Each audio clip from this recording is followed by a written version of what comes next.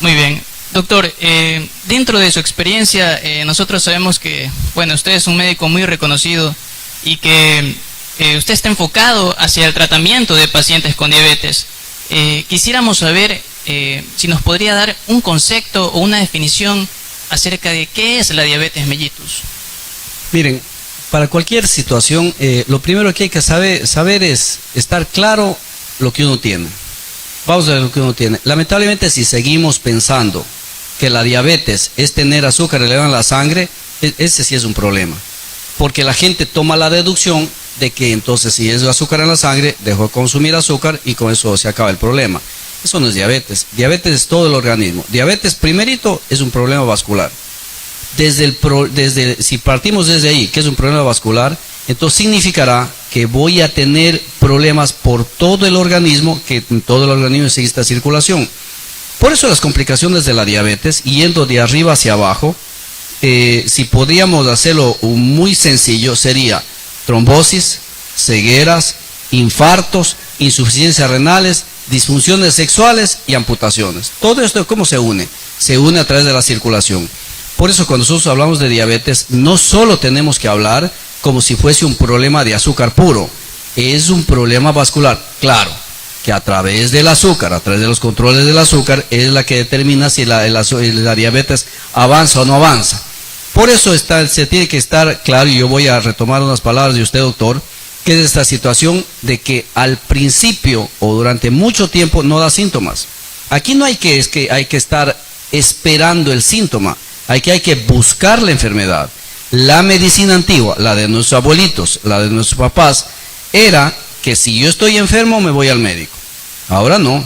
Ahora la medicina preventiva, que es lo que nos ha dado el poder, alguna situación, la suerte de la vida, de formar a nuestros nuevos médicos. Uno, ¿qué les enseña en la universidad? Que la medicina tiene que ser preventiva.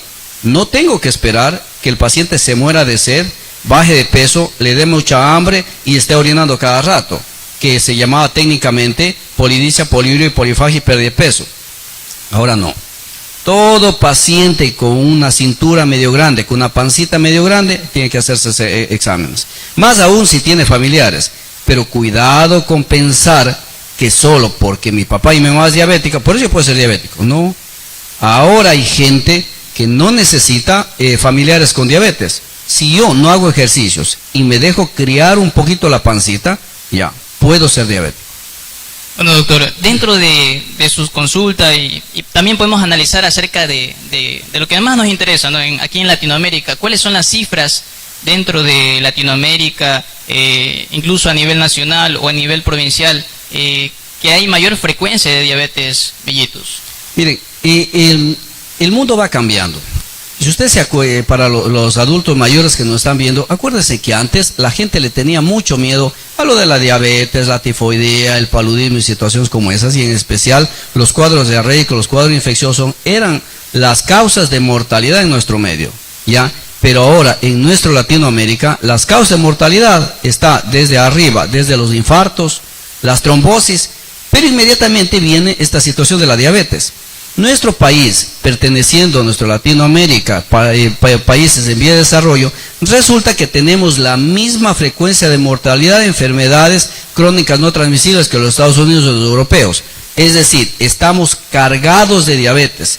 Y nuestra provincia, en nuestra zona primero, y de nuestra provincia, no está exenta de esto de aquí. Tanto es así que yo voy a ser un poquito confidente con lo que es mi vida privada. Yo nunca pensé que una enfermedad me iba a mantener tanto tiempo con tanto paciente desde el punto de vista de ingresos, desde económicos a lo que me han hecho conocer, a lo que las consultas, o sea, dedicarme mucho más a una sola enfermedad. Si cuando en la medicina existen miles de enfermedades, pero esta enfermedad en las consultas privadas de uno domina. Y ahí viene una preocupación sobre la cantidad de pacientes diabéticos, cada vez hay más. Miren, después de unas semanas, en una de las ciudades de nuestro país, va a haber un congreso, una formación de diabetes y endocrinología relacionado a esas niñas y a esos adolescentes. Yo siempre me dediqué, como mi primer título fue de medicina interna, yo siempre me dediqué hacia de 15 años para arriba. Pero a las consultas, cada vez existen más diabéticos, más jóvenes, tanto así que antes de ayer me llama un doctor, un colega que sabe que yo me dedico a diabéticos más de 15 años generalmente, me dice, mire Víctor, no sea malito, mi hija, 12 años, mi hija tiene 12 años, tiene 302 de glucosa. Y acuérdese que lo normal es de 70 a 100, de 101 a 125 se llama prediabetes, y de 126, repetido por más de 2 ocasiones o más, se llama diabetes. La hija del doctor tenía más de 300, diabética y tiene 12 años. ¿Cuál es la característica de ella? Lo típico, es gordita, y no hace ejercicios, es decir, tiene la pancita grande. Y si ustedes se fijan, pilas con esto de aquí, sobre todo para los guaguitos, esa época de nuestros abuelitos, de verlos a los nietitos gorditos para decir que son bonitos, eso ya tiene que ir pasando, porque en nombre de esa mala estrategia hace que lamentablemente muchos de esos gorditos tengan aquí en el cuello o aquí en las axilas o aquí entre las piernas más negrito de lo normal. Eso se llama acantosis nigrans. Entonces yo tengo acantosis, no hago ejercicios y tengo la pancita grande, puedo ser diabético, pero ya no estoy hablando de gente de 40 años para arriba, verán. Estoy hablando de gente adolescente ya. Bueno, doctor, vamos entrando un poquito más en materia. Bueno, ya nos mencionó una de las características por las cuales los pacientes pueden tener diabetes mellitus, pero en sí, doctor, ¿cuáles son las características de las personas que a futuro pueden presentar diabetes mellitus? ¿Cuáles son las características de...?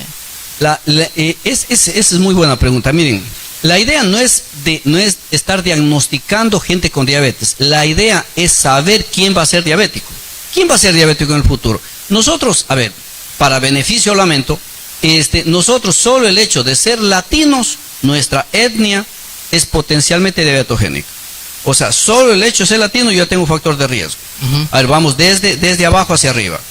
Si alguien nace con más de 9 libras o un niñito nace con menos de 5 libras, hay riesgo. Entonces ya váyase olvidando del criterio de esa situación de que la gente decía, miren, ese es mi nieto, es mi hijo, nació grandote así. Ya, ese grandote es enfermo. Si alguien, en cambio, ya está la etnia y ya está nacido, si alguien desde guaguito empieza a ser medio gordito y a aparecer esas manchas que mencionamos hace un momento, que se llama acantosis nigrans, ese también es riesgo. Si alguien tiene la pancita grande, ¿qué es pancita grande?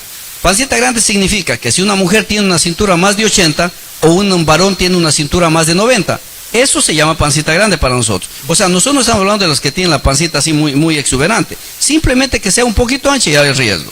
Si alguien no hace ejercicios, si alguien tiene hígado graso, si alguien tiene problemas con la tiroides, si alguien, las mujeres que tienen dificultades en quedar embarazadas y tiene poliquistosis ovárica, si alguien tiene alteraciones menstruales, si hay mujeres que tienen mucho vellito, o sea, al lado del ombligo o aquí en el rostro, eso se llama hirsutas.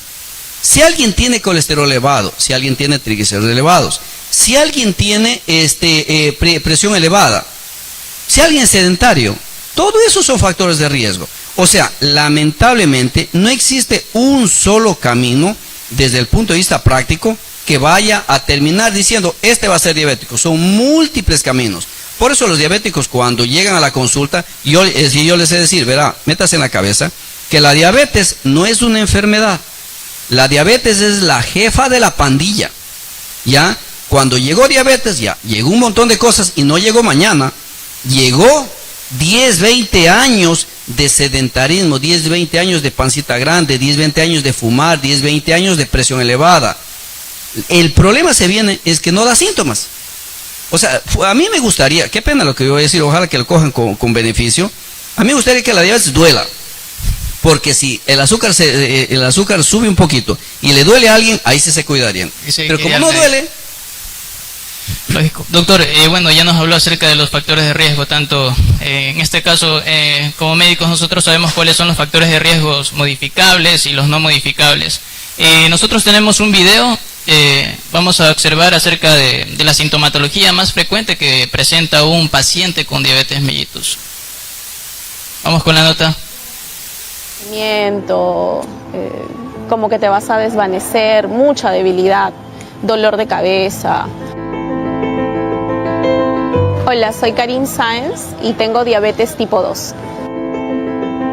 Hace 5 años yo estaba trabajando y todo el mundo comenzó a notar que yo comencé a bajar mucho de peso. Me bajé como 8 kilos y tenía una sed increíble. Entonces, como mi papá es diabético y yo había visto en él esos síntomas, me hicieron una prueba de sangre y estaba volando en el azúcar, estaba con más de 300 y me dijeron que definitivamente era diabetes. Me afectó sí un poco, al principio me asusté, pero la cosa era estar informada, ¿no? Para poder seguir adelante con mi tratamiento. En un principio eran pastillas, y después cambié a insulina porque quedé en estado, salí embarazada. Y cuando estás en estado no puedes seguir tomando pastillas. Entonces durante toda la época de mi embarazo hasta el tiempo que estuve dando de lactar tenía que seguir con insulina. Ese es el tratamiento que estoy siguiendo ahora y le estoy aumentando por mi parte el ejercicio, que es básico para mí, si no, no puedo mantener de manera adecuada mis niveles. A mí siempre me ha gustado comer rico, comer bien, entonces también he tenido que adecuar bastante la alimentación, ¿no? He tenido que ahora, recientemente, ya eliminar el arroz y poco a poco ir eliminando las harinas o el pan. De hecho, los dulces también los tengo que bajar, porque si no me sube mucho el azúcar. He identificado esos alimentos como que son los que hacen que se me eleve mucho el azúcar. Y cuando comienza a elevarse, de hecho, sí se nota, ¿no? Los síntomas que tengo normalmente es que me da mucho sueño, me da mucha sed y yo lo noto que sí bajo un poco de peso cuando he pasado por etapas de descontrol, ¿no? Por eso es que ahora tengo que seguir definitivamente el ejercicio, que en mi caso es el baile. Listo. Doctor, una persona sana que no tiene factores de riesgos, pero dentro de su genética tiene antecedentes familiares de diabetes mellitus, ¿qué porcentaje o en qué tiempo pueden desarrollar la enfermedad en comparación con aquellos que no tienen antecedentes genéticos, pero sí tienen estos malos estilos de vida? Si yo tengo un padre con diabetes, tengo alrededor del 30% ser diabético. Si yo tengo mis 2 papás diabéticos, tengo alrededor de 50% ser diabético. Ahora sí, vayan sumando la genética que usted, doctor, me pregunta. Si a esto sumamos la vida real, ya, si yo tengo mis 2 papás diabéticos y encima de eso sumo que fumo, sumo que no hago ejercicios, sumo que mi pancita es grande, ya voy a ser diabético. Pero ahí viene una situación, lamentablemente, hay que siempre hablar continuo con nuestra gente, porque acuérdense que hay gente que tiene una especie de, digamos, de un alma negativa, digamos, ¿ya? Entonces, a veces en la consulta de nosotros, que es pan de toditos los días con mi grupo de Asociación de Diabetes y Tiroides, que por cierto saludo a todos los de la Asociación de Diabetes y Tiroides, que es de aquí de la provincia del Oro, que se llama ASTO, que los doctores van a ir viniendo con la invitación que se les haga acá, y para referencia, vale la pena mencionar de que dentro de las asociaciones legales, con todas las normativas desde el punto de vista legal, nosotros somos una de las escasas que existen en nuestro país, porque nosotros tenemos desde estatutos, todo eso, y por eso nos dimos el lujo de organizar el congreso el año anterior sobre esta situación de diabetes. Ya está. Entonces, regresemos. Si yo cojo los 2 papás diabéticos y encima de eso no hago ejercicios, voy a ser diabético. Ahora, en la consulta privada, a veces hay gente que llega con un poquito de mala fe, porque llega un joven, llega un tipo de 20, 30 años, se hace diabético y le queda viendo mal al papá o la mamá.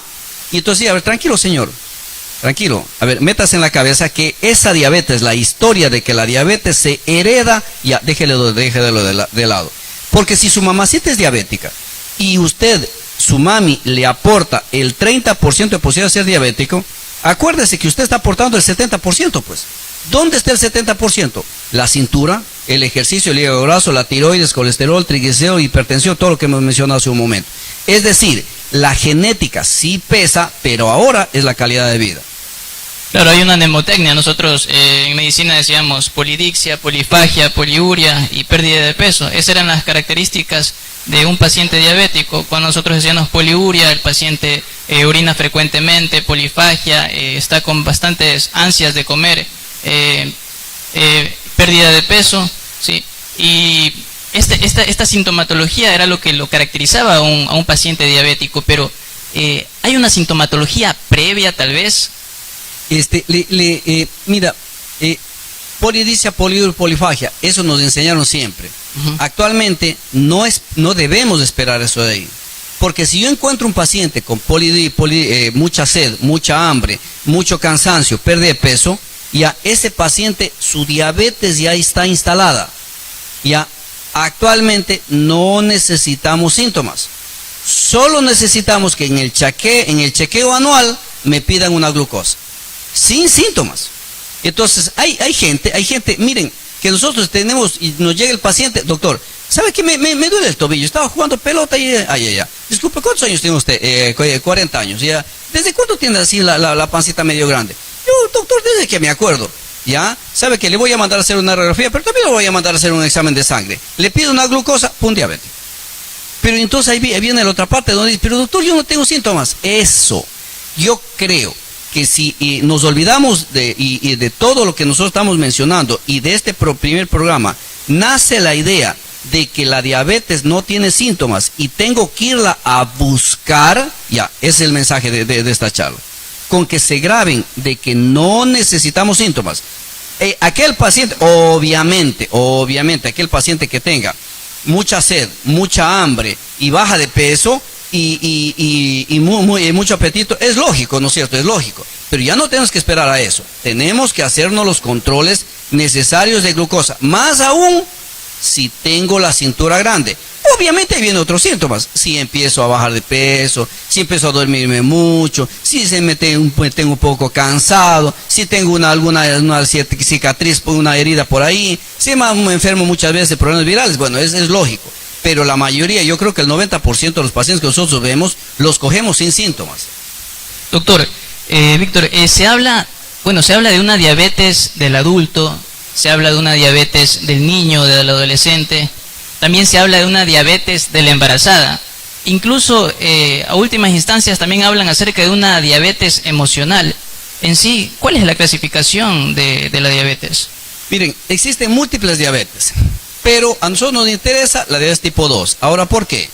Porque tal como hace un momento ustedes vieron en el sketch, el doctor Pasquel, él decía el 95, yo me atrevería a decir 95, 98% de diabéticos que nosotros vemos en las consultas, que es toditos los días, son diabéticos tipo 2, ¿ya? Entonces nos tenemos que grabar la diabetes tipo 2. Sin embargo, como conocimiento, existe la diabetes tipo 1, la diabetes tipo 2, la del 1 generalmente son de los niños. Pero por Dios, imagínense lo que es el mundo. Ya tantos años pasaron que ahora nuestras consultas desde hace unos 5 años están llegando los diabéticos que empezaron con su diabetes siendo guaguitos a los 2, 3, 4, 5 años y ahora ya tienen 30, 40 años. Ahora son pacientes de nosotros ya.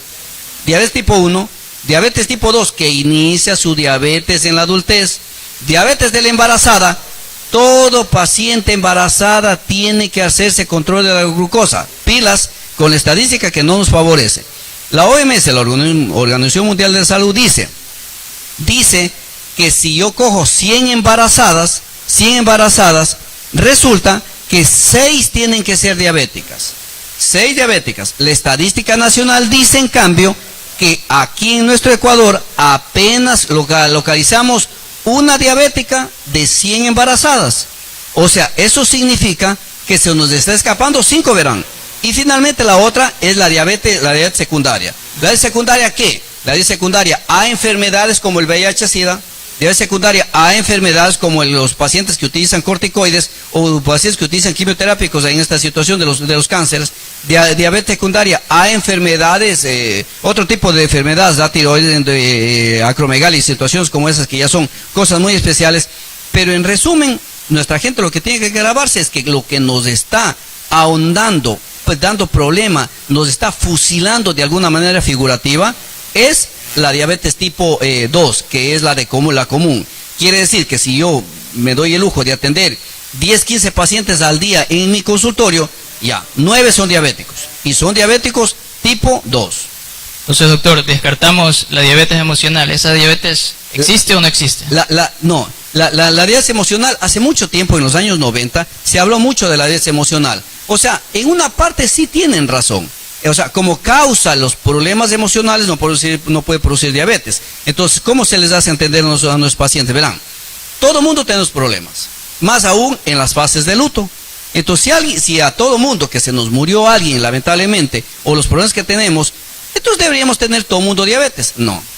Lo que sí, la diabetes, aquel paciente que ya tiene en el fondo su ser de ser diabético, más el problema emocional podría ser la gota que derrama el vaso para ya empezar con su hiperglicemia o elevación de la glucosa. Entonces las emociones serían un detonante para que... El detonante o el agravante. Detonante, si todavía ya tiene todo lo necesario, todavía no se da cuenta que es diabético, uno. Y dos, el agravante, porque si ya es diabético y encima de eso no se cuida. Vamos con la persona de los diabéticos. Lamentablemente los diabéticos no les gusta su diabetes, es lógico. O sea, no aceptan su diabetes y empiezan a estresarse. Ahora mezclen esto de aquí.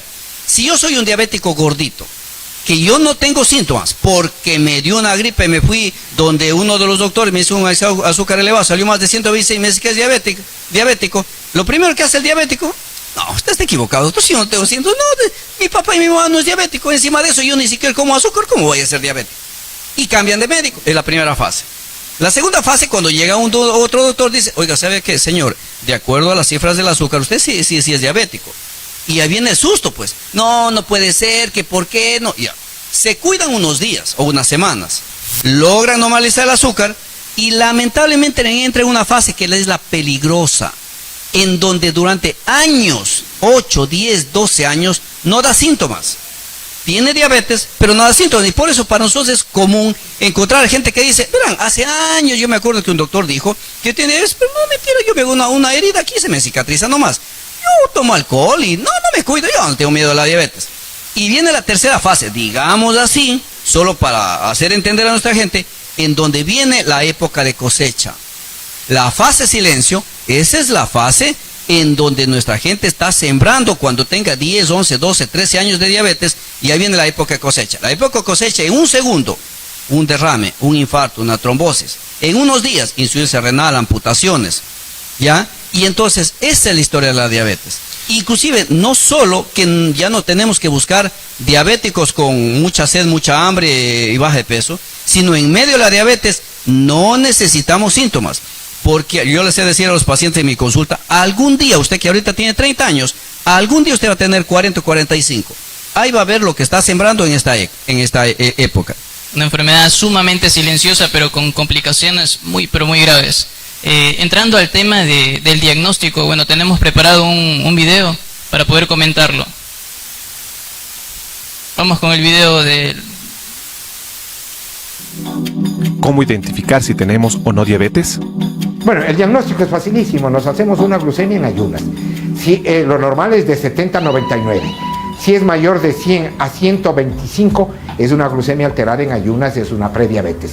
Mayor de 126 miligramos por decilitro por 2 veces, es una diabetes mellitus de tipo 2. Esta clasificación, esta forma de dar el diagnóstico, se extrapola a la diabetes tipo 1, y en la diabetes mellitus gestacional consideramos que máximo hasta 95 es la glucemia que debe tener la persona embarazada en ayunas. Este aparato es un glucómetro que mide la glucosa capilar. Es un pequeño laboratorio dentro de la casa del paciente, porque si la persona con diabetes se siente mal, se hace una glucemia introduciendo una tirita acá, tiene este lapicero para pincharse en el dedo, se pincha en el dedo y obtiene una gota de sangre y va a tener el resultado de la glucemia. Y vean el resultado de la glucosa, tiene 90 miligramos por decilitro. Es una cifra completamente normal. Si la glucemia está en menos de 70, se llama hipoglucemia y es gravísimo para la salud. Si la glucemia está en más de 300 miligramos, también está descompensado. En Ecuador, la diabetes está entre las 4 principales causas de muerte. El sobrepeso, la obesidad, el sedentarismo son los detonantes de una enfermedad que también es hereditaria.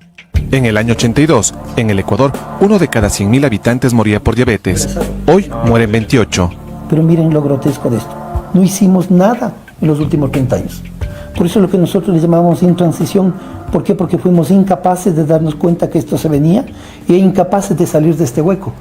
Por gran error que tenemos es de echarle la culpa que la diabetes ataca la vista, ataca el corazón, ataca los riñones, y eso es falso, eso es mentira. La diabetes no ataca nada, es la hiperglicemia del diabético mal controlado el que causó todas estas lesiones. Porque si el diabético estaba bien controlado desde su primer momento, no va a padecer ninguno de estas. Bueno, doctor, ¿cuáles son los exámenes que actualmente se encuentran disponibles para llegar al diagnóstico? ¿Cómo se llega a confirmar que el paciente tiene diabetes mellitus? A ver, le comento, doctor, que es una muy buena pregunta, sobre todo para los laboratorios. A ver, veamos. Primero, la estructura de Machala. Machala es una ciudad, creo que tiene 360.000 habitantes, ¿ya? Pero hay mucha gente de los cantones y de nuestro campo que vienen a la ciudad, ¿ya? En donde vienen, se hacen ver con el médico, y si se hacen ver con el médico coge y manda a hacer exámenes. Lamentablemente, todavía hay muchísimos laboratorios que cogen y le preguntan, ¿usted está en ayunas? Y el paciente le dice, no estoy en ayunas, entonces venga mañana. Imagínense, yo empecé a dar charlas a algunos lugares de laboratorios, cada vez que me invitan, y muchas gracias cuando me invitan a ese grupo, hacerles entender algo.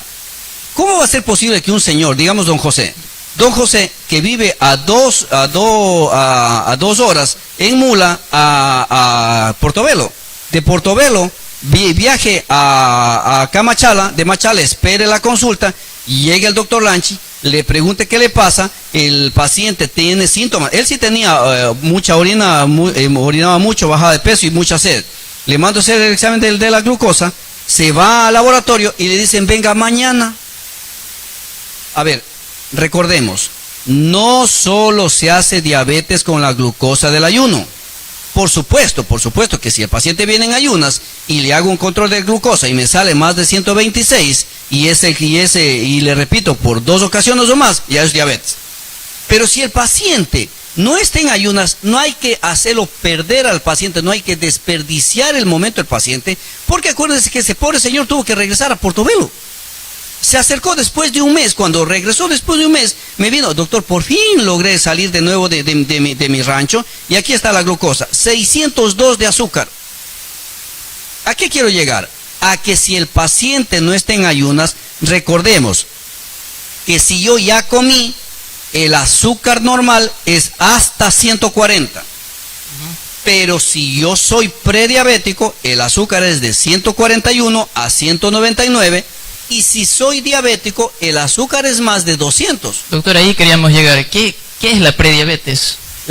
¿Se acuerda que hace un momento me preguntó usted, doctor, cómo es esta situación de los factores de riesgo? Ya. Resulta que la diabetes no es que yo soy diabético mañana. Para ser diabético, el doctor Pasquel, que es del sketch que están presentando, él tiene un libro que dice la prediabetes. Dice que la diabetes es una enfermedad tardía. La gente dice, tengo principios de diabetes. No. El que es diabético ha perdido de 15 a 20 años de posibilidad de evitar su diabetes. ¿Qué es prediabetes? Cuando el azúcar se empieza a elevar más de 101 hasta 125. Si tiene 101 a 125, eso se llama prediabetes. ¿Qué síntomas tiene? Ninguno. Si cuando llega la gente a 126 o 130, 140 no tiene síntomas, menos va a tener con 115 de azúcar. Pero ese va a ser diabético. Y aquí tenemos un ecuatoriano que investiga en Bucaramanga, que es el doctor Patricio López Caramillo, que es un genio de la diabetes a nivel mundial, que lamentablemente no vive en nuestro hospital. Él coge a la sociedad colombiana y lo estudia y saca qué cantidad de prediabéticos existe y le hace el seguimiento. Y él saca con sus trabajos en la población colombiana que si yo tengo los prediabetes, ojo, sin síntomas, verán, sin síntomas, el 18% de esos prediabéticos al cabo de un año van a ser diabéticos, ¿ya? Entonces, regresemos a esta situación del diagnóstico. No solo se puede hacer diabetes con glucosa en ayunas. También, si no está en ayunas, háganle el control de la glucosa. Si sale más de 200, es diabético. Claro, si yo quiero ser más exacto, puedo hacerle algo que se llama prueba de tolerancia. Vamos con la prueba de tolerancia. Ojalá muchos médicos y muchos de laboratorio estén viendo este programa. Ojalá que así sea, porque hay una situación que no estamos haciendo bien. No se está realizando bien No se está realizando. A ver, la gente ¿qué dice? Doctor, me mandaron a hacer este examen que se llama prueba de tolerancia y me hicieron el azúcar y me mandaron a comer una guata. Me hicieron azúcar y me mandaron a tomar una cola. Me hicieron azúcar y me hicieron a la media hora, a la hora, No. En la prueba de tolerancia son 2 exámenes. El uno, ir en ayunas, se sienta el paciente, le hacen un control de examen venoso, le hacen el control del azúcar y le dan a tomar un líquido. Ese líquido, y es un líquido preparado exacto, que es 200 centímetros de agua con 75 gramos de glucosa anhidra. Se lo toma en 5 minutos y a las 2 horas exactas le hacen el control de la glucosa. No es necesario realizar, cuando se hace la prueba de tolerancia, realizar cada hora o cada media hora por 2 o 3 horas. No, son 2 controles de azúcar. El uno, en el momento que le empiecen ayunas, le dan el líquido y a las 2 horas exactas. Y otra cosa, la prueba de tolerancia. No se debe hacer prueba de tolerancia al diabético ya diagnosticado. Ahora, vamos, miren entre estos días lo que pasó. Un laboratorio me llama por teléfono y dice, disculpe doctor, yo sé que usted está ocupado, pero lo que pasa es que un doctor me envió a realizar una prueba de tolerancia, pero el paciente ya es diabético 10 años y tiene 401 de azúcar. Y a mí me da miedo, imagínense, la prueba de tolerancia es para diagnóstico. Y finalmente la última forma está bien, no para seguimiento.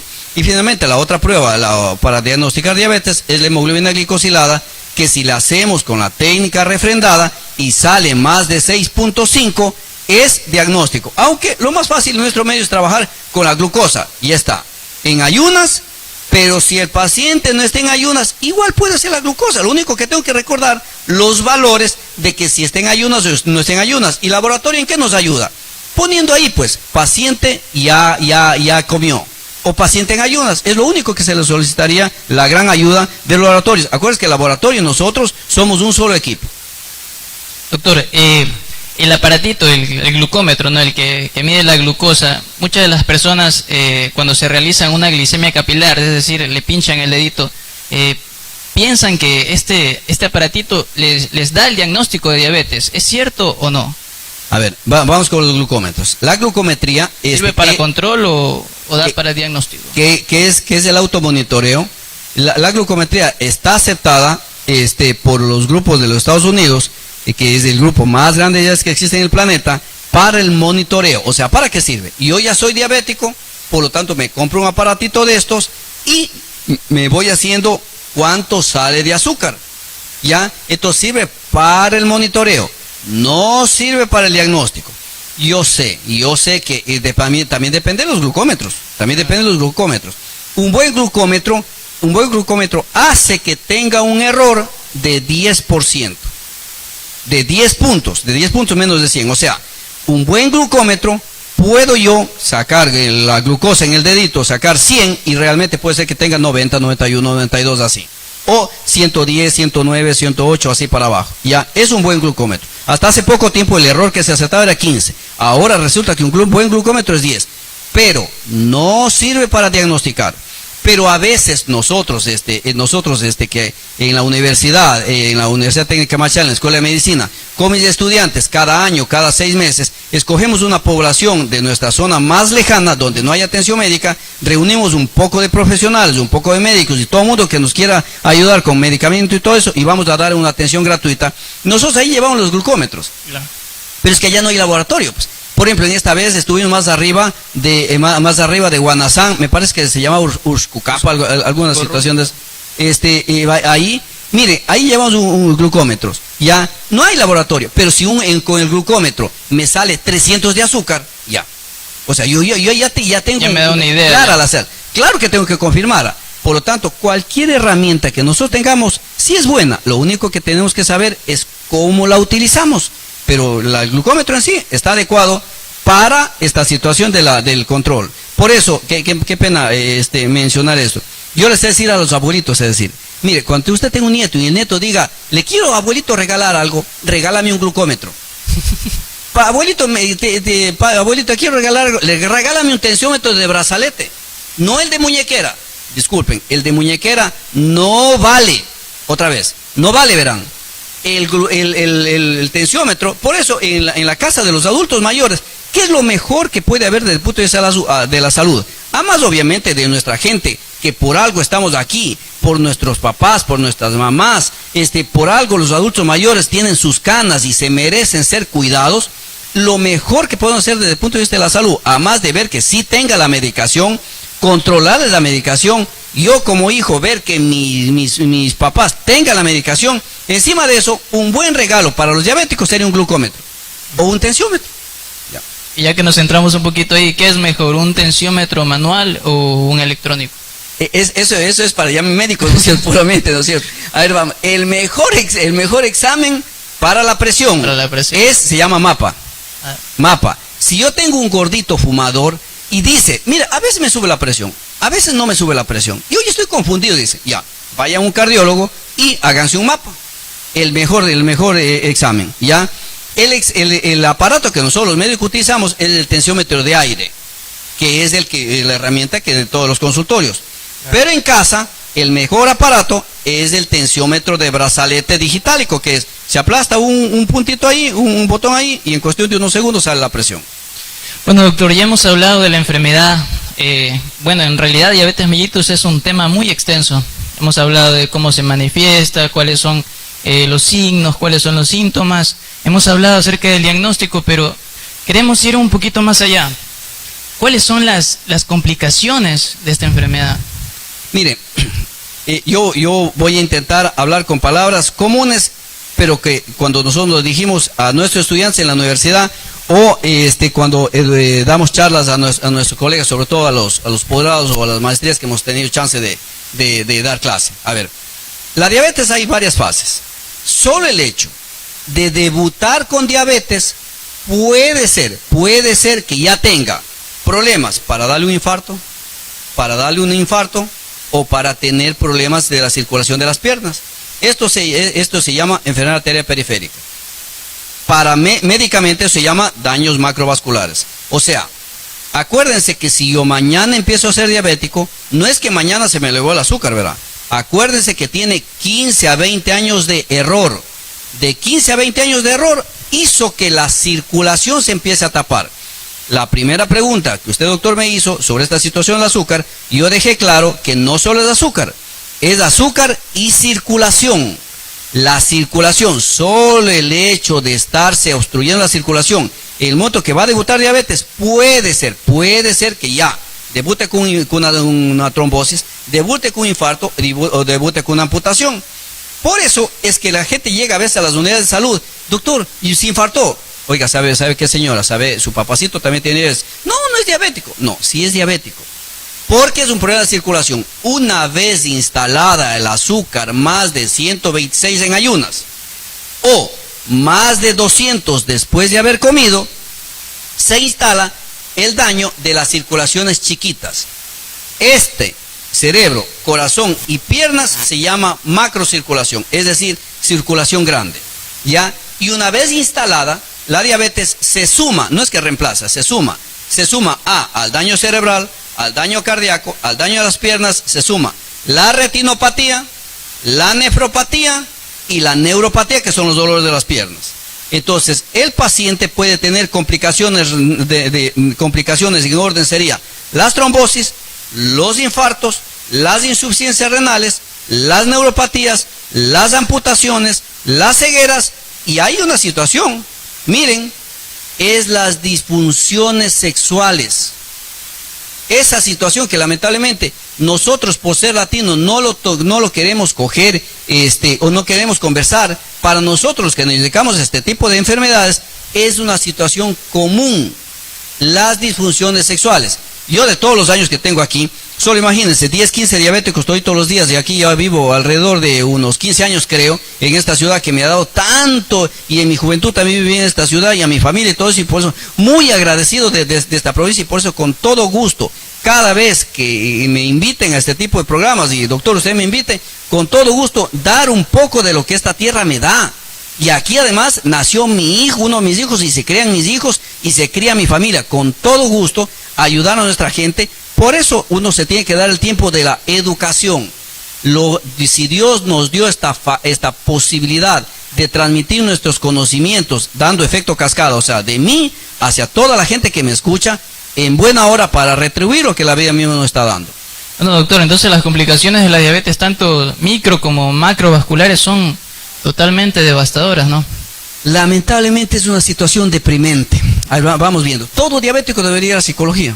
Todo diabético debería ir a psicología. El problema es que en nuestro Latinoamérica, el psicólogo es visto como, ¿por qué voy a ir a hablar con un psicólogo si solo me va a escuchar? Yo por eso converso con la vecina, converso con... O sea, el psicólogo es un profesional, es un universitario. Lamentablemente todavía subestimamos ahora. ¿Por qué? ¿Qué tiene que ver el psicólogo? Porque lamentablemente, yo no sé, posiblemente el 70-80% de los diabéticos no aceptan su enfermedad. No quieren vivir con su enfermedad. Y ahí viene otra situación, que es la alianza familiar. Cuando hay un diabético, métanse en la casa y métanse en la cabeza que esa casa tiene que funcionar con diabetes. ¿Y acaso nosotros le estamos restringiendo situaciones? No le estamos restringiendo nada, le estamos mencionando que viva saludable. ¿Dónde está el problema cuando nosotros hablamos de dieta? No coman mucha comida chatarra, no coman mucho arroz, no coman mucho dulce. ¿Dónde está el problema cuando nosotros decimos que tiene que hacer 1 hora diaria de ejercicio? ¿Dónde está la dificultad cuando le decimos que tiene que hacerse controles de azúcar todas las semanas? Y si es hipertenso, controles de la presión. ¿Y dónde está el problema cuando nosotros también les decimos que tienen que tomar la medicación? Es una vida saludable. O sea, no solo yo creo, sinceramente yo he llegado a creer que Dios mandó a los doctores para hacerles de acuerdo, vivan bien. Yo hace un momento estaba escuchando con mi esposa a Facundo Cabral, que es, bueno, cada quien con sus gustos, ¿no es cierto? Este Facundo Cabral dice algo que a uno le inspira, ser libre. Y para ser libre, por si acaso, no se necesita seguir el camino del resto. Se necesita seguir el camino del gusto de uno y del alma de uno. Que si uno tiene buena fe, Dios nos ayuda. Supuesto, doctor. Tenemos un pequeño video acerca de la prevención y justamente también un poco de la comida y tratamiento que se le da a los pacientes con diabetes. Vamos con la nota, Steven. ¿Cuáles son los desafíos que tienen los pacientes diabéticos con su salud? El paciente diabético tiene derechos, pero también tiene responsabilidades. Es decir, la persona con diabetes tiene que hacer una dieta adecuada. Adecuada significa sin consumir azúcar blanco o derivados de azúcar blanco, ¿no? Todo lo que es repostería con azúcar, etcétera, etcétera. Y va a ser una dieta fraccionada con las 3 comidas principales: desayuno, almuerzo, merienda, y 2 colaciones, una en la mañana y una en la tarde, tomando en cuenta siempre 5 piezas de fruta durante el día. Esa es una de las obligaciones de la persona con diabetes, más caminar, trotar, bailar, jugar fútbol, nadar, el deporte que le guste y que le interese de acuerdo a su estado cardiovascular, que tiene que hacerle por lo menos 3 veces por semana, siendo lo ideal 5 veces por semana. Entonces la persona con diabetes está produciendo salud. Bueno, doctor, bueno, hay algunas preguntas que nos realiza aquí en Facebook Live. Tenemos algunos mensajes. Bueno, dice Pablo Andrés. Jorge Yubisaca dice: mi estimado amigo doctor Brian Guerrero, qué gusto ver esta nueva iniciativa en la que estás emprendiendo con un gran invitado. Saludos y mis mejores deseos. Y le cuento, doctor, que Jorge Yubisaca nos sintoniza desde Beijing, desde China.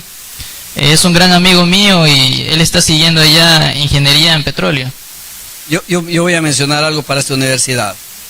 Yo tenía el criterio, que ya estoy perdiendo el criterio, pero va a ser un error que yo lo que voy a mencionar, y disculpen toda la gente. Cuando yo llegué a esta provincia, con la especialidad, me di cuenta que lamentablemente al orense lo que le faltaba es amarse. Y si usted se acuerda, doctor, cuando era mi estudiante, yo decía, A los orenses les falta amarse. En esta provincia sí hay material suficiente como para sacar adelante y las garras por esta provincia. Pero en cambio, lamentablemente hacía que todo lo que viene de afuera es mejor. Pero ahora ya tenemos, desde el punto de vista médico, estudiantes que se han graduado en esta universidad, en esta escuela de medicina, han ido a otras ciudades de nuestro país y al extranjero, que ahora tenemos una carga de gente con todo el orgullo para uno, formada en nuestra provincia, para nuestra provincia, que se fueron a otro lugar a traer conocimientos. Por lo tanto, 1000 saludos a ese joven, y desde aquí, desde esta provincia, se hace este tipo de cosas. Y otra vez, felicitaciones. 2 meses ya le faltan para terminar y ella viene y retorna otra vez a su provincia. Que venga, esta tierra es bastante bonita y bastante Igualmente buena. un saludo para Telmo Augusto Poma, un gran amigo también. Qué buena iniciativa y éxitos en tu carrera profesional. Saludos, amigos. Bueno, Telmo Poma es justamente un amigo que sigue la Marina. Recuerdo que estudiamos en el Liceo Naval de Jambelí y él se decidió por la Marina. Ahorita creo que ya es general. Muy bien. Felicitaciones. Igualmente para Leonidas Alexander Estrada Zarango, dice: éxitos totales, saludos cordiales para el doctor Lanchi desde Argentina, de parte de sus colegas y amigos Karen Cobos y Leonidas Estrada. En Buenos Aires existe un montón de gente orense formándose. Saludos para toda esa gente, para Leonidas, para Karen, para Luis Vicente y toda esa tropa. Y acuérdense siempre, ustedes salieron de esta provincia y a esta provincia tienen que regresar porque aquí la gente les necesita. A veces ciertos colegas, incluyéndome, hemos tenido la oportunidad y las ofertas de ir a vivir en otros lugares, en otras ciudades y en otros países. Gracias a Dios por la formación que hemos tenido. No, aquí es donde nuestra gente nos necesita. Igualmente un saludo para Darwin Rivera, neurólogo. Felicidades por la iniciativa y por la participación de grandes profesionales como es el doctor Víctor Lanchi. Saludos, Darwin. Igualmente, bueno, hay un saludo para Luzmi Herfi. Dice: o sea, ya estoy fregada, pero ya tengo un especialista en casa. Es mi esposa. Víctor Alexander Andrade Castro, saludos, amigos. Karen Tatiana, saludos desde Argentina al gran maestro, gracias por todas sus enseñanzas.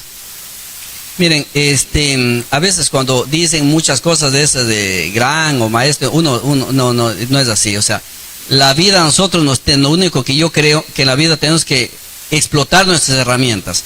Yo creo que uno está preso cuando sigue el camino del resto. Uno está libre cuando hace lo que cree conveniente, sin importar el resto del que dirán, con que no haga daño está bien. En el camino uno va avanzando, y si se va avanzando en esta área que Dios nos puso, que es ayudar, estudiar, formar, bueno, para eso estamos los médicos. Igualmente un saludo para Pablo Cruz, dice: felicidades y éxitos. Un saludo también para mi compañero que fue de la universidad, Andreita Fajardo Martínez, Alberto Arcalle y muchas personas que se nos van a quedar, pero por falta de tiempo. Gaby Salazar, Paulis Cañar, ¿vale? Mucha sintonía hoy, doctor, en este programa. Y esperemos que toda esta situación siga adelante. Le deseo, doctor, todo el éxito del mundo. Mi grupo de diabetes y tiroides va a estar presto aquí semana tras semana con las especialidades, cada una de las especialidades relacionadas con el grupo, que es diabetes, tiroides, nutrición, obesidad, hipertensión, hígado graso, posinfartados. Así tenemos algunas situaciones que podemos dar una mano a esta iniciativa que nace en esta provincia, para nuestra gente, con todo gusto. Ojalá Dios quiera que esto de aquí siga de largo y que sirva para nuestra gente que está viendo allá en cada uno de los domicilios, y que aprenda a cuidarse, porque la medicina, la mejor medicina es la preventiva. Doctor, ya llegando a la parte final, bueno, se nos quedan algunas preguntas, pero vamos a destacar unas 5 preguntas nada más. Con todo gusto. Bueno, ¿la diabetes mal controlada puede provocar un deterioro en la función mental? A ver, acuérdense, hace un momento me hicieron una pregunta que era: ¿cuántos tipos de diabetes hay? En forma general, 1, 2, secundaria y la del embarazo. Hay literatura médica que dice que hay diabetes tipo 3, que es la relación con Alzheimer. Pero sea lo que sea, con ese título no, los pacientes adultos mayores mal controlados favorecen cuadros demenciales. Y ojo con este capítulo que nos está ayudando con la escritura de un libro que ojalá logre salir, que nace, otra vez, nace de esta provincia para nuestros médicos y para los médicos a nivel nacional, que es un libro puramente de diabetes, y para eso los de la Universidad Técnica de Machala, muchos de los profesores de ahí, de la Escuela de Medicina, de mi grupo, de la Sociedad de Diabetes y Tiroides, y saludos a todos esos 11 guerreros que forman parte de mi asociación, que si bien es cierto para nuestra gente no podría entender muy bien por qué les digo guerreros, pero solo el hecho de existir en este país con todos los estatutos debidos fue un logro increíble, y a la cabeza está el doctor Loaiza, el doctor Vicente, el doctor Wimpler y todos los doctores que nos acompañan. Ya eso hace de que hagamos que cada vez intentemos hacer entender que en la diabetes, si no se cuidan, va a llegar un momento en el cual va a empezar a deteriorarse la esfera mental. Es decir, un diabético mal controlado, más problemas del guardar memoria o del conocimiento existen, lo que quiere decir que si yo tengo un paciente diabético, posiblemente empieza a tener problemas con la memoria. Doctor, ¿un diabético debe comer productos dietéticos o, entre comillas, los productos light? A ver, lo que pasa, yo me acuerdo, yo no sé si usted, Brian, era mi estudiante cuando hicimos un estudio del nivel de conocimientos en los universitarios con comida light. El problema se viene es con los conceptos. La gente falta socializar, por eso yo creo que aquí está invitado después de unas semanas la doctora Maritza Espinosa, y me parece con mi persona o algo así, que ella es diabetóloga y si tiene su formación en nutrición también, que es parte de la agrupación. Miren, esta situación de que, ¿cuál era la dificultad? Es que nuestra gente no conceptualiza bien el conocimiento de qué es light, qué es dietético, qué es integral, y por eso la gente dice, llega a la consulta y dice, no, tranquilo doctor, yo como light, dice. Y después, no, yo como integral, no, yo como dietético. El problema es la conceptualización. Yo creo que para dejar espacio para ese próximo programa, con que nosotros comamos saludables, variado, buena cantidad, buen olor, buen sabor, buen color, o sea, no tiene que ser el color del plato, del plato monótono, y nos recordemos que una harina por plato, no más. O sea, yo voy a hacer un jueguito aquí tal como si fuese una consulta médica. Yo les sé decir a los pacientes, miren, si usted come una sopa, papa de sopa de papa, obviamente no mucha papa, de papa con coles, puede. Papa con acelga, puede. Papa con espinaca, puede. Y yo les sé hacer una pregunta, a ver, vamos a ver si me entendió. ¿Usted papa con fideo puede? Y los pacientes a veces, sí, no. Ah, no puedo porque son 2 harinas. Claro, una harina por plato puede. Una harina por plato. Entonces, si el paciente come saludable, y por cierto, ¿cuál es la mejor comida? La de la olla, pues. La de la olla, la que preparan nuestras mamitas. Nuestras mamitas, lo único que se están olvidando un poquito son las frutas y las ensaladas. O sea, son expertas en comer, son expertas en hacer la comida, pero falta recordar que necesitamos más hojas verdes, más frutas, más hortalizas, que con eso es suficiente. Con que disminuyamos las harinas en especial, el arroz, el fideo, el tallarín, la yuca, todo eso tiene mucha caloría. Con que disminuyamos eso, yo creo que está bien.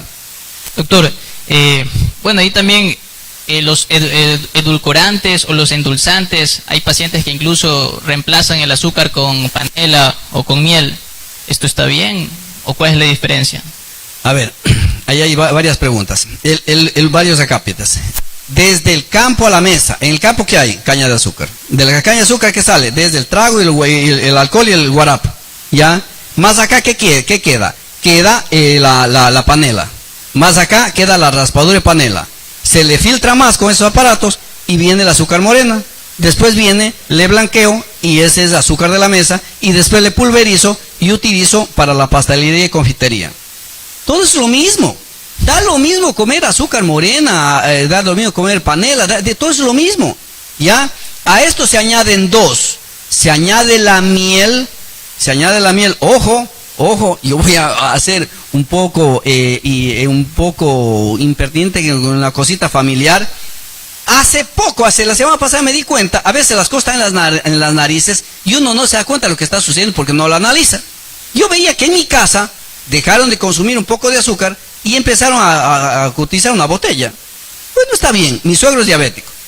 Cuando veo que endulza el café con miel, da lo mismo, tiene la misma cantidad de calorías. Y la referencia decía, pero es que las abejas o no abejas, tienen la misma cantidad de calorías. ¿Ya? La otra situación es la remolacha.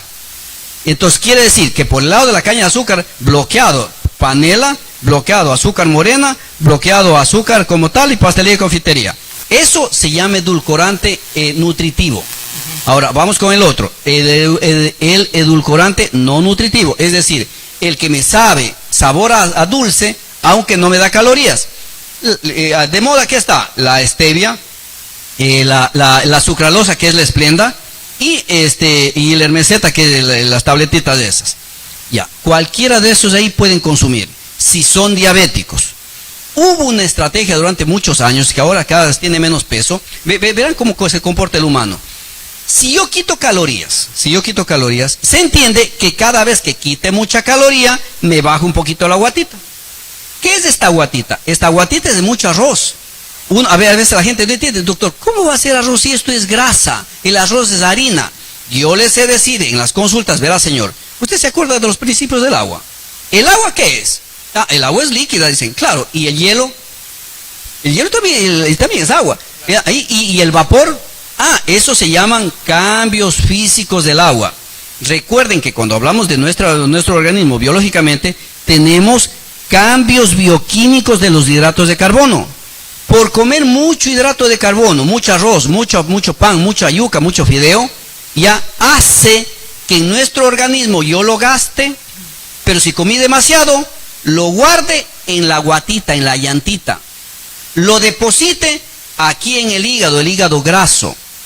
Por eso es que es preferible disminuir esa carga alimenticia.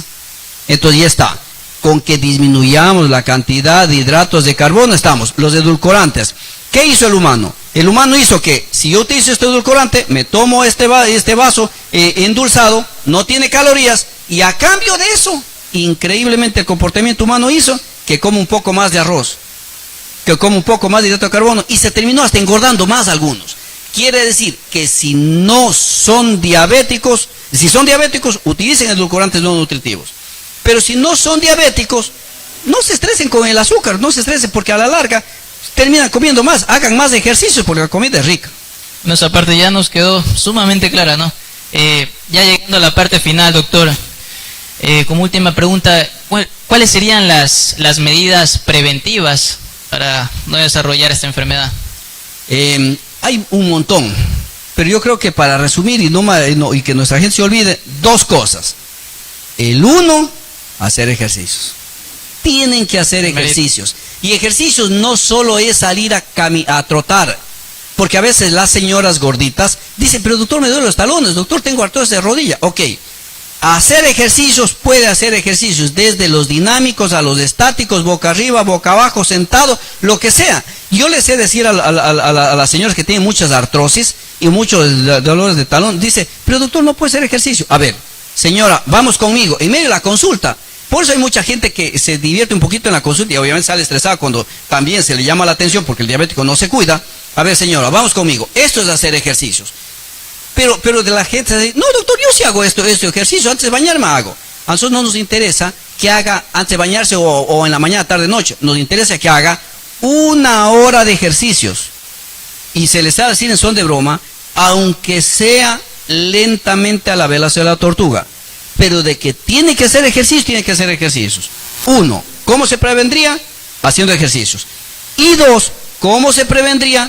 Midiéndose la cintura. La cinta métrica vale 50 centavos. Cojan y pídense en la cintura ahí por donde pasa el ombligo. Si el varón está con más de 90 centímetros o la mujer más de 80 centímetros, ya, corre riesgo cardiovascular. Por lo tanto, ¿cómo yo mido si la actividad física que yo hago versus la comida está adecuada? Midiéndose la cintura, es facilito. Peor aún aquellos pacientes que tienen acantosis, las manchas de esas. Nosotros hemos visto que pasan con cremas, inclusive, lamentablemente hay algunos papacitos que los castigan a los guaguitos, a los jovencitos, diciendo de que no se bañan, por eso que tienen el cuello sucio. No, esa es una enfermedad, es una acantosis nigrans. Bajen la cintura y con eso esto también se va a limpiar. Bueno, doctor, hemos llegado ya a la parte final. ¿Qué tal? ¿Cómo se ha sentido aquí en Ego RTV, el canal de todos? Muy bien, otra vez, y hasta cansarse. Toda la felicitación del mundo. Ojalá Dios quiera que Dios les bendiga en esto que están haciendo ustedes. Lo bueno hay que seguir, hay que estimular. Por eso, todo el plan de contingencia que nosotros, desde mi agrupación de la Sociedad de Diabetes y Tiroides de aquí en la provincia del Oro, llamado ACTO, podamos ayudar con el conocimiento que la vida nos ha permitido tener, dirigido para nuestra población. Todas las veces, doctor Brian, que usted desee, vamos a estar aquí presentes dando a lo que nuestro granito de vida nos permita ayudar para nuestra población. Claro, y vamos a recapitulizar cada tema que se dio hoy día, ¿no? Tenemos diferentes especialistas, tenemos endocrinólogos, tenemos deportólogos, nutricionistas, y todos ellos van a venir cada sábado, justamente de la Asociación de Diabetes y Tiroides, van a venir cada sábado para hablar sobre un tema. Creo que la semana que viene ya vamos a hablar algo de semaforización. Algo de eso. Y además, le comento que desde ya, antes de ver este programa, ya estaba con una polémica. Ya, le comento. ¿Por qué una polémica? Porque se enteraron algunos colegas de esta situación de la contingencia que vamos a ayudar nuestro grupo de diabetes y tiroides, ¿ya? Y me dijeron, Víctor o doctor Lanchi, ¿por qué no me invitan a mí? Yo no soy parte de ustedes, yo no soy ejerzo el especial de ustedes, pero yo quiero ir. Así es que, doctor Brian, hay un montón de colegas que con otras especialidades desde el punto de vista médico, obviamente, quieren venir y en su debido tiempo se les compartirá a ustedes, programarán y les invitarán con todo gusto. Esto de aquí, hasta donde yo entiendo, el nacimiento de esta idea de ustedes, de todo lo que es esta envergadura Ego TV y con usted, doctor Guerrero, es que no es que solo para nosotros, sino para todo mundo que venga a aportar en son de la comodidad de nuestra gente. Bueno, doctor, muchísimas gracias por haber venido a esta entrevista.